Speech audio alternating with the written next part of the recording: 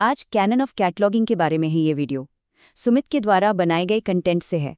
आइए इसे अच्छे से समझते हैं। जरा किसी भी लाइब्रेरी के बारे में सोचिए। हजारों लाखों किताबें, हर किताब अपने आप में ज्ञान का एक पूरा ब्रह्मांड है। पर इस विशाल ब्रह्मांड में से किसी एक खास तारे यानी एक किताब को खोजना असल चुनौती तो यही है। टीचर, कभी-कभी एक खास किताब को ढूंढना इतना मुश्किल क्यों हो जाता है? बहुत अच्छा सवाल है। इसका जवाब कुछ गाइडिंग प्रिंसिपल्स में छिपा है, जिन्हें कैनन्स ऑफ कैटलॉगिंग कहते हैं। ये सिर्फ लाइब्रेरियन के लिए नियम नहीं है, बल्कि ये एक फिलॉसफी है जो पढ़ने वाले को सबसे पहले रखती है।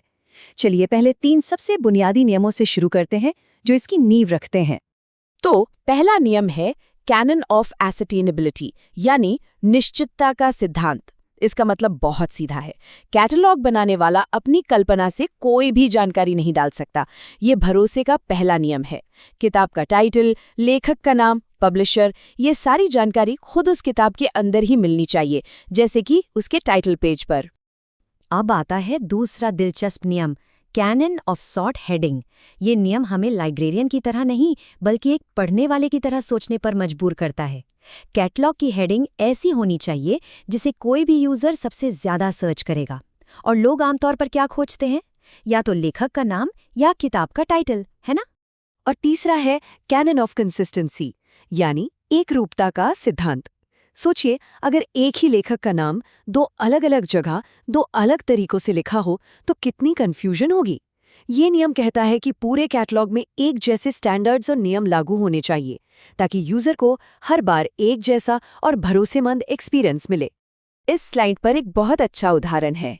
मान लीजिए एक जगह लेखक का नाम आर.के. शर्मा और दूसरी जगह राम किशोर शर्मा लिखा है। ये तो गड़बड़ है। सही तरीका क्या है? हर जगह एक ही नाम राम किशोर शर्मा का इस्तेमाल हो, ताकि उस लेखक की सारी किताबें एक साथ मिल जाएं।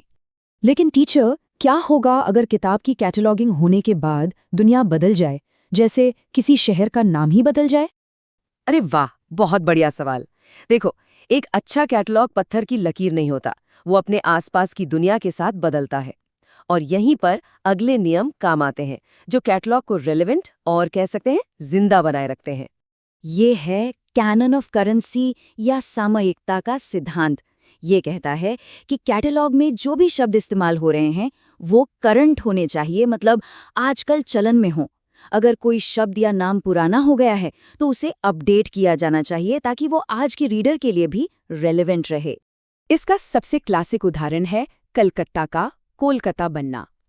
कैटलॉग में अब मेन एंट्री कोलकाता के नाम से होगी, लेकिन कंफ्यूजन से बचने के लिए कलकत्ता से कोलकाता के लिए एक क्रॉस रेफरेंस भी बना दिया जाता है, ताकि कोई अगर पुराने नाम से भी खोजे तो सही जगह पहुंच जाए। पर यहाँ एक बैलेंस बनाना भी जरूरी है।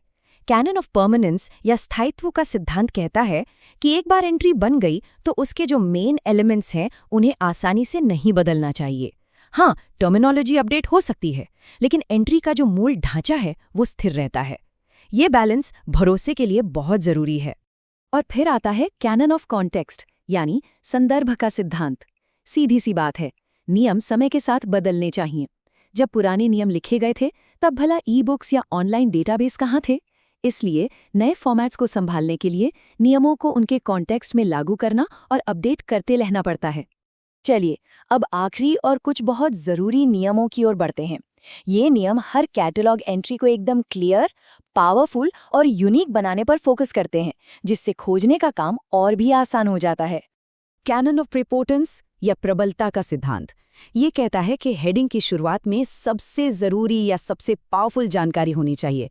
ऐसा करने से हमारा दिमाग उसे तुरंत पकड़ लेता है और किताबों को सॉर्ट करने और खोजने में बहुत आसानी होती है। जरा ये उदाहरण देखिए। किताब का नाम है history of libraries in India.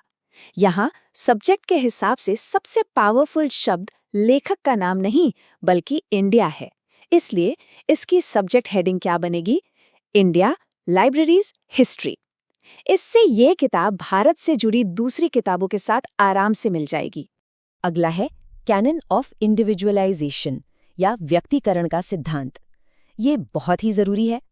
Catalogue में हर हेडिंग सिर्फ और सिर्फ एक ही चीज, व्यक्ति या विषय के बारे में होनी चाहिए। लेकिन क्या होगा अगर दो लेखकों का नाम बिल्कुल एक जैसा हो? यहीं पर ये सिद्धांत काम आता है। इस स्लाइड पर देखिए, अगर दो लेखक हैं जिनका नाम रमेश कुमार है, तो हम उनके नाम के साथ कोई ऐसी जानकारी जोड़ते हैं जो उन्हें अलग करे, जैसे उनके शहर का नाम। एक हो गए रमेश कुमार दिल्ली और दूसरे रमेश कुमार लखनऊ। अब कोई कंफ्यूजन नहीं। और आखिर में कैनन ऑफ रिकॉल वैल्यू। ये सिद्धांत एक बार फिर साबित करता है कि पूरा सिस्टम असल में रीडर की सुविधा के लिए ही बना है।